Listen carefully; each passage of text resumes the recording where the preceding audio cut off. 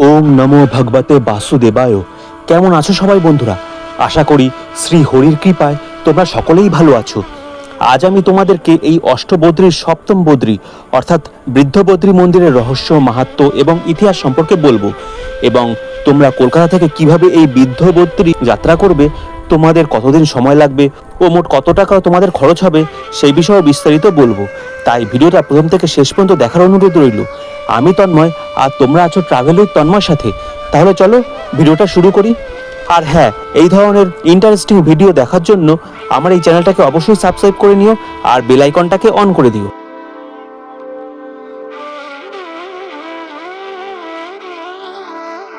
বৃদ্ধ বদ্রী আমাদের ভারতবর্ষের উত্তরাখণ্ড রাজ্যের চামোলি জেলায় যোশীমঠ থেকে মাত্র 9 কিলোমিটার দূরে অনিমঠ গ্রামে সমুদ্রপৃষ্ঠ থেকে 1380 মিটার উচ্চতায় অবস্থিত একটি শ্রদ্ধেয় তীর্থস্থান। মন্দিরটি ভগবান বিষ্ণুর ভক্তদের মধ্যে অত্যন্ত গুরুত্বপূর্ণ ধর্মীয় তাৎপর্য বহন করে থাকে। এই মন্দিরটি অষ্টবদ্রী তীর্থযাত্রা সার্কিটের একটি অংশ। কিংবদন্তি অনুসারে বদ্রীনাথের মূর্তিটি দেবশিল্পী বিশ্বকর্মা তৈরি করেছিলেন এবং এখানেই পুজো করেছিলেন। কলিযুগের আবির্ভাবের সময় ভগবান বিষ্ণু নিজেকে এই স্থান থেকে সরিয়ে নেন। পরবর্তী সময় আদি শঙ্করাচার্য নারদকুণ্ড থেকে আংশিকভাবে ক্ষতিগ্রস্ত মূর্তিটি খুঁজে পান এবং কেন্দ্রীয় বদ্রীনাথ মন্দিরে মূর্তিটি স্থাপন করেন। কিংবদন্তি অনুসারে বদ্রীনাথ মন্দিরে অধিষ্ঠানের আগে আদি শঙ্করাচার্য এই স্থানে বদ্রীনাথের পূজা করতেন।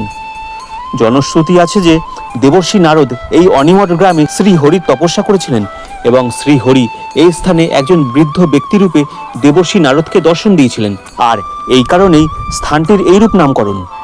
মন্দিরটি সারা বছর খোলা থাকে এবং দক্ষিণ ভারতীয় ব্রাহ্মণরা এই মন্দিরের প্রধান পুরোহিতের দায়িত্ব পালন করে থাকেন। বৃদ্ধ বদ্রীর মূল মূর্তিটি পাথরের তৈরি এবং শ্রী বিষ্ণু এখানে ধ্যানমগ্ন ভঙ্গিতে উপবিষ্ট। এটি একটি 1000 বছরেরও বেশি পুরনো মন্দির এবং এই মন্দিরটি পরিদর্শনের সেরা সময় হলো এপ্রিল মে মাস ও সেপ্টেম্বর অক্টোবর মাস। এবার প্রশ্ন হলো, তোমরা এই মন্দির পর্যন্ত পৌঁছাবে কিভাবে? তো এক্ষেত্রে টেনশন নেওয়ার কোনো কারণ নেই বন্ধুরা। আমার এই ভিডিওটা প্রথম থেকে শেষ পর্যন্ত দেখতে থাকো, তাহলেই সব পরিষ্কার হয়ে যাবে। বন্ধুরা, এক্ষেত্রে তোমাদের সবার প্রথমে হরিদ্বার, ঋষিকেশ বা দেরাদুন এই 3টে জায়গার মধ্যে তোমাদের সুবিধা অনুযায়ী যে কোনো একটি জায়গায় চলে আসতে হবে, কারণ বৃদ্ধ বদ্রী যাত্রাটা এই 3টে জায়গা থেকেই করা সম্ভব। তোমরা যারা পশ্চিমবঙ্গের বাইরে থেকে এই ভিডিওটা দেখছো, তারা সবার প্রথমে এই 3টে স্টেশনের মধ্যে তোমাদের কাছের স্টেশন থেকে চলে আসো। আর তোমাদের মধ্যে যাদের রাজ্য থেকে এই 3টে স্টেশন পর্যন্ত কোনো ডাইরেক্ট ট্রেন নেই, তারা দিল্লি চলে আসো। দিল্লি থেকে তোমরা এই 3টে স্টেশনের উদ্দেশ্যে অনেক ডাইরেক্ট ট্রেন পেয়ে যাবে। দিল্লি থেকে দেরাদুনের দূরত্ব প্রায় 256 কিলোমিটার, দিল্লি থেকে ঋষিকেশের দূরত্ব প্রায় 242 কিলোমিটার ও দিল্লি থেকে হরিদ্বারের দূরত্ব প্রায় 223 কিলোমিটারের মতো। তোমরা যারা পশ্চিমবঙ্গ থেকে এই ভিডিওটা দেখছো, তারা এই ক্ষেত্রে কলকাতার হাওড়া স্টেশন থেকে দুন এক্সপ্রেস, কুম্ভ এক্সপ্রেস ও উপাসনা এক্সপ্রেস পেয়ে যাবে। এই ট্রেনগুলো স্লিপার ক্লাসের ভাড়া 675 টাকার মতো আর এসি রিটায়ারের ভাড়া 1670 টাকার মতো। তোমরা আইআরসিটিসির অফিসিয়াল ওয়েবসাইটে গিয়ে ট্রেনগুলোর ডিটেলস চেক করে নিও। বন্ধুরা, তোমরা হরিদ্বার, ঋষিকেশ ও দেরাদুন যেখান থেকেই তোমাদের এই বৃদ্ধ বদ্রী যাত্রা শুরু করো না কেন, তোমাদের কিন্তু এর জন্য যোশীমঠ ও বদ্রীনাথ যাওয়ার বাসে উঠতে হবে, অথবা যে সমস্ত বাস যোশীমঠ ও বদ্রীনাথ যাওয়ার রাস্তা দিয়ে যায় সেই সমস্ত বাসে তোমাদের উঠতে হবে। তোমরা হরিদ্বার, ঋষিকেশ ও দেরাদুন এই 3টে জায়গা থেকেই যোশীমঠ ও বদ্রীনাথের উদ্দেশ্যে যাওয়ার বাস পেয়ে যাবে। এই বাস সার্ভিসগুলো কিন্তু ভোর 3:30 থেকে চালু হয়ে যায়।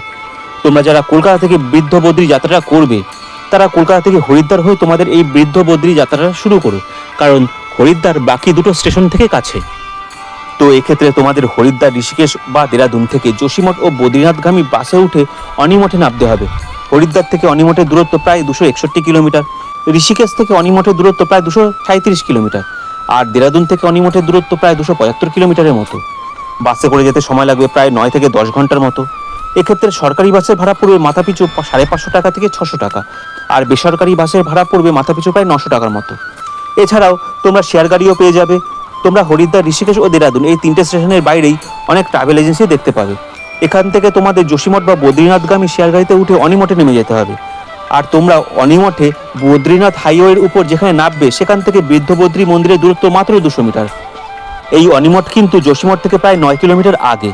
তোমরা চাইলে সরাসরি যোশীমঠে এসে তারপরে একটা শেয়ার গাড়ি করে অনিমঠ গ্রামেও আসতে পারবে। এক্ষেত্রে মাথাপিছু 50 টাকার বিনিময়ে তোমরা যোশীমঠ থেকে অনিমঠে চলে আসতে পারবে। আর আমার মতে এটাই কিন্তু বেস্ট হবে, কারণ এই অনিমঠে তোমরা থাকার অপশন খুব একটা পাবে না। তোমাদেরকে এর জন্য যোশীমঠেই আসতে হবে। যোশীমঠে তোমরা অনেক হোটেল আর জিএমভিএন এর গেস্ট হাউস পেয়ে যাবে। GMBN এর গেস্ট হাউসে ডরমেটরি চার্জ মাথাপিছু প্রায় 700 টাকা থেকে 800 টাকা। আর যোশীমঠের হোটেলগুলোতে তোমরা 1000 টাকা থেকে 1500 টাকার মধ্যে থাকার জন্য ঘর পেয়ে যাবে। আর খাওয়া খরচা তোমরা পার ডে মাথাপিছু মোটামুটি 500 টাকা করে ধরে চলো, তাহলেই হবে। তাহলে বন্ধুরা, তোমরা যারা কলকাতা থেকে এই বৃদ্ধ বদ্রী যাত্রাটা করবে, তারা প্রথম দিন হাওড়া স্টেশন থেকে ট্রেনে চেপে দ্বিতীয় দিন হরিদ্বার পৌঁছে স্টে, তৃতীয় দিন ভোর যাত্রা শুরু করে বাসে করে যোশীমঠ পৌঁছে, তারপর শেয়ার গাড়ি করে অনিমঠে পৌঁছে বৃদ্ধ বদ্রী দর্শন সেরে যোশীমঠে ফিরে তৃতীয় রাতটা যোশীমঠে স্টে। চতুর্থ দিন সকালে যোশীমঠ থেকে বাস ধরে সন্ধ্যার মধ্যে হরিদ্বার পৌঁছে ওই রাতেরই বুক করা ট্রেনে চেপে ষষ্ঠ দিন সকাল সকাল কলকাতা ফেরত। আর হরিদ্বারে তোমরা 700 টাকা থেকে 800 টাকার মধ্যে থাকার হোটেলও পেয়ে যাবে। আর এক্ষেত্রে যাওয়া আসার ট্রেন ভাড়া, হরিদ্বারে এক রাত্রি থাকা, বাস ভাড়া, শেয়ার গাড়ি ভাড়া, যোশীমঠের ডরমিটরিতে এক রাত্রি থাকা ও 4 দিনের খাওয়া খরচ বাবদ মাথাপিছু তোমাদের প্রায় 675 গুণ 2 যোগ 800 যোগ 600 গুণ 2 যোগ 50 গুণ 2 যোগ 800 যোগ 500 গুণ 4 অর্থাৎ 6250 টাকার মতো খরচ পড়ে যাবে। আর সময় লাগবে মোট 6 দিন। বন্ধুরা, বৃদ্ধ বদ্রী কেবল ধর্মীয় তীর্থযাত্রীদের জন্যই নয়, প্রকৃতিপ্রেমী এবং অ্যাডভেঞ্চার প্রেমীদেরও আকর্ষণ করে। হিমালয়ের মনোমুগ্ধকর দৃশ্যসহ আশেপাশের প্রাকৃতিক সৌন্দর্য এই স্থানের আধ্যাত্মিক আভা বৃদ্ধি করে। বৃদ্ধ বদ্রী পরিদর্শন শান্ত পরিবেশের মধ্যে আত্মদর্শন এবং সান্ত্বনা খোঁজার সুযোগ করে দেয়। মন্দিরের নির্মল পরিবেশ ও সমৃদ্ধ ইতিহাস ভক্তদের ওপর গভীর প্রভাব ফেলে, যা তাদের অন্তরের সাথে সংযোগ স্থাপন করতে এবং ঐশ্বরিক প্রশান্তির অনুভূতি অনুভব করতে যথেষ্ট সাহায্য করে। ধর্মীয় তাৎপর্য ছাড়াও বৃদ্ধ বদ্রী এই অঞ্চলের সাংস্কৃতিক ঐতিহ্যের একটি আভাস দেয়। অনিমঠি নামে পরিচিত অনিমঠ গ্রামের স্থানীয় বাসিন্দারা তাদের ঐতিহ্যবাহী রীতিনীতি এবং জীবনযাত্রা এখনো পর্যন্ত সংরক্ষণ করে চলেছেন, যা দর্শনার্থীদের তাদের উষ্ণ আতিথেয়তা অনুভব করার এবং তাদের সমৃদ্ধ সাংস্কৃতিক ঐতিহ্য সম্পর্কে জানার সুযোগ করে দেয়। তাহলে আজকের ভিডিওটা তোমাদের কেমন লাগলো কমেন্ট করে অবশ্যই জানিও। ভিডিওটা ভালো লাগলে একটা লাইক দিয়ে দিও। ভিডিওটা তোমরা তোমাদের প্রিয়জন ও বন্ধু বান্ধবদের মধ্যে শেয়ার করে দিও, যাতে তারাও সবচেয়ে কম খরচে তাদের বৃদ্ধ বদ্রী যাত্রাটা সম্পন্ন করতে পারেন। এছাড়া এই পুরো ভিডিওটা সম্পর্কে তোমাদের মনের মধ্যে যদি কোনো ধরনের প্রশ্ন থেকে থাকে, তাহলে কমেন্ট করে অবশ্যই জানিও। আমি যথাযথ উত্তর দিয়ে তোমাদেরকে সাহায্য করব। আজকের মতো ভিডিওটা আমি এখানেই শেষ করলাম। পরবর্তী দিনে আমি আরও অসংখ্য সুন্দর সুন্দর ভ্রমণমূলক ভিডিও নিয়ে তোমাদের সামনে চলে আসব। ভালো থেকো, সুস্থ থেকো। ওম নমো ভগবতে বাসুদেবায়। জয় শ্রী শ্রী বদ্রী বিশালের জয়।